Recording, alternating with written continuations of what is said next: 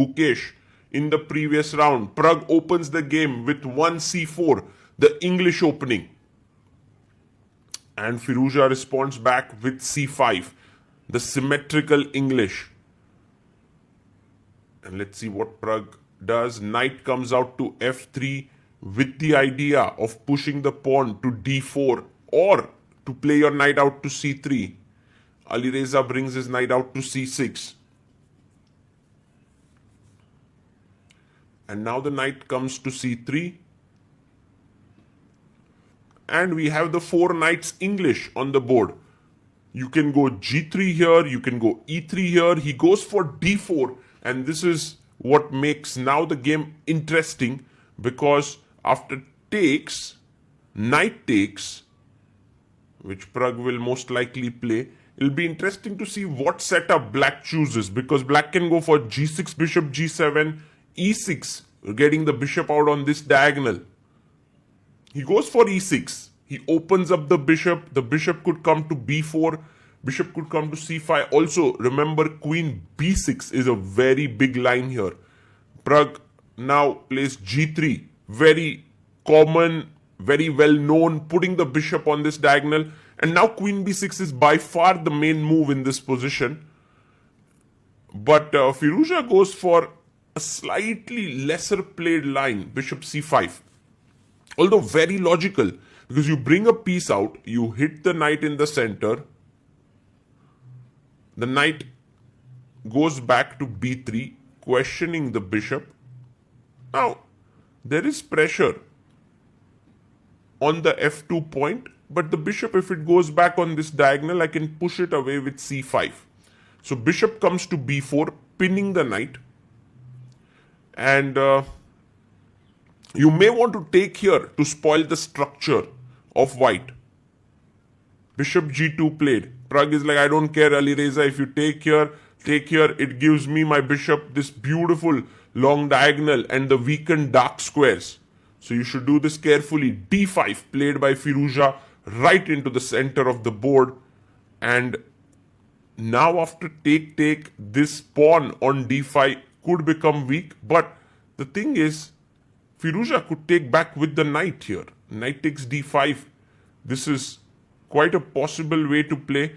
And then you castle and give up a pawn here on c3. Let's see what he recaptures with, though. He takes back with the pawn. And d5 pawn is now isolated, but it opens up the bishop's path. White just castles it out here. So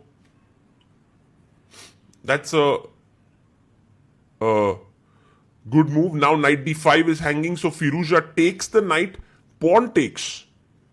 And d5 is slightly weak. Now c3 is also weak, but white can also go bishop a3 to stop black from castling. So you have to castle here. Yes, that's what Alireza does here. Very important move. And if Pragg manages to get c4 in a timely manner, queen c2, which is maybe his idea now, that could be something, because then his two bishops, one here, second here, are like rockets on the open board. They'll be super strong. h6 played here, stopping bishop g5 ideas. And can we go c4 now? Because, if he went bishop e6, I believe that was better, stopping c4, but maybe he was afraid of bishop g5. But now h6, c4 played by Praggnanandhaa, and already it feels like white is the one pressing here. Alireza has to play this very carefully. He takes on c4, a logical move.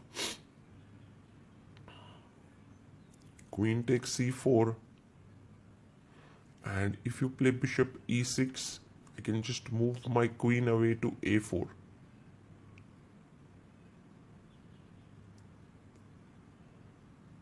Yes, queen comes to a4, now threatening the knight on c6. The b7 pawn is a bit soft. Knight c5 hitting the bishop and the pawn. So a lot of problems here for black.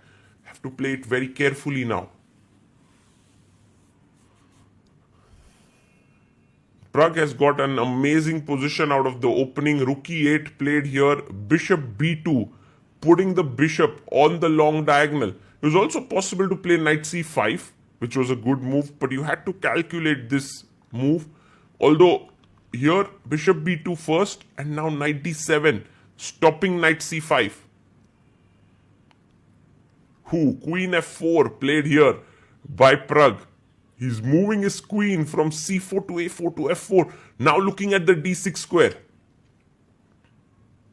Bishop takes b3. Wow. Alireza gives up another bishop. And the problem is, he's not able to win this pawn just yet. Because after pawn takes, if you take rook e2, that's losing. After bishop takes g7, king g7, check. And you lose the rook. So that's not possible.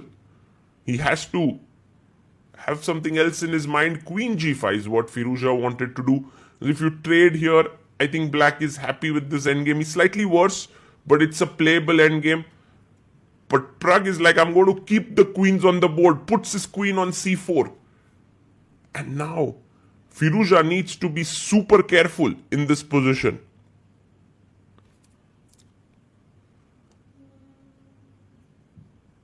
He gets the knight to b6, attacking the queen here. The queen can drop back to c2.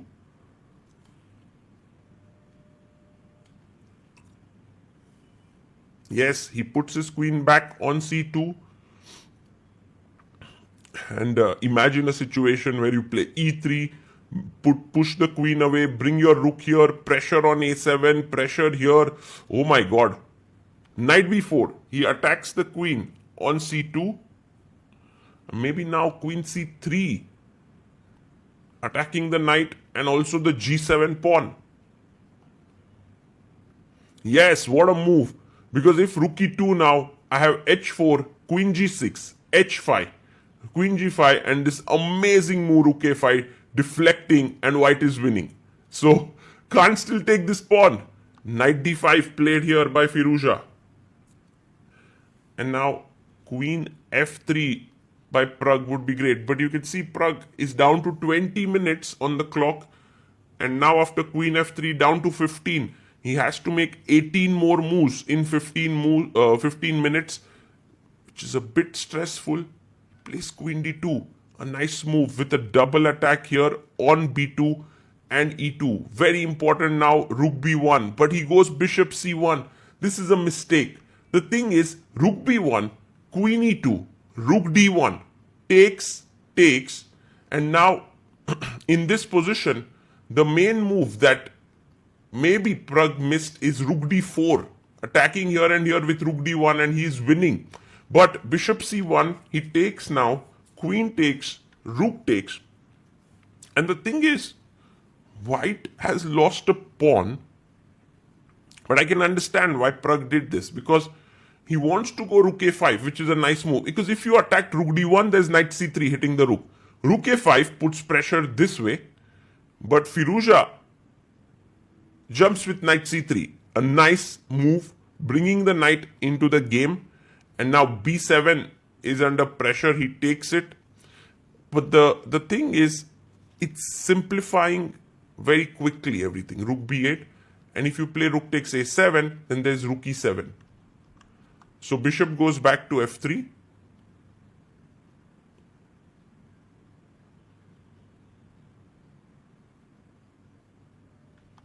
Rook a2 played.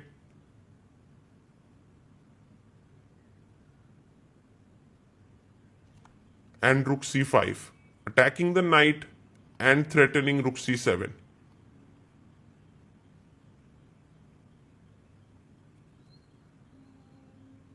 Black goes knight e2 check, and he's trading off one pair of minor pieces. Bishop takes e2. Rook takes e2. You can see Pragg's body language there. He already knows that the game is now equal. He brings his rook to d1.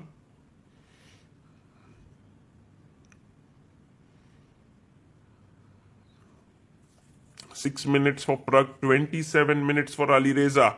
It's actually, I would say, a big miss for Pragg, because he could have actually put a lot of pressure on Alireza if he had found this move, rook a b1.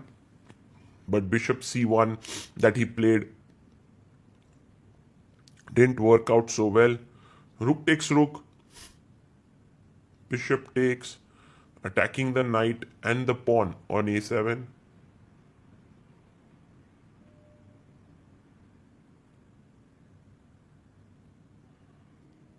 The knight goes back to a6.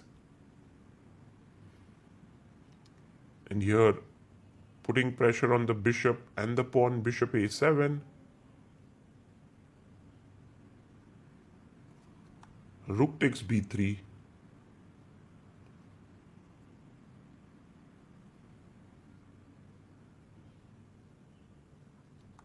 And now rook d8 check. King at 7.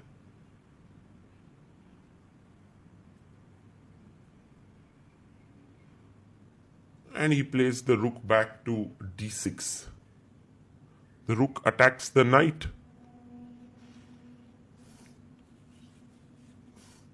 Knight d8, knight b8. And here Pragg takes the final exchange here.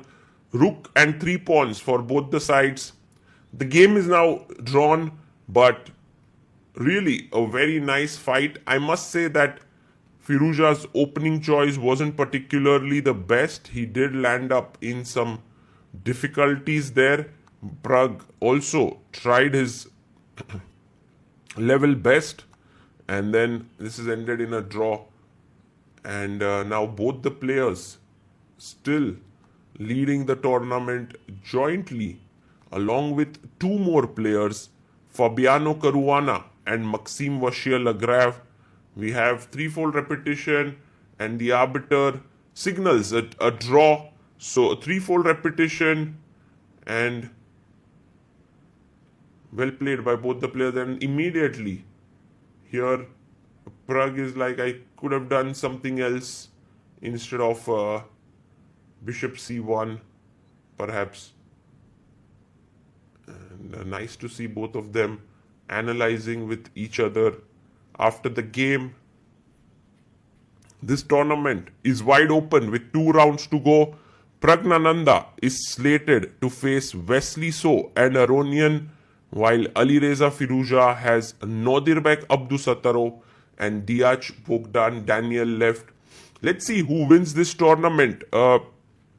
It could end up in anyone's favor. We have had many draws in the last few rounds, but I believe the one who will take some risks in the last 2 rounds is the one who will emerge the winner of the Superbet Chess Classic. Pragg and Firouzja analyzed with each other for quite some time, and finally they called it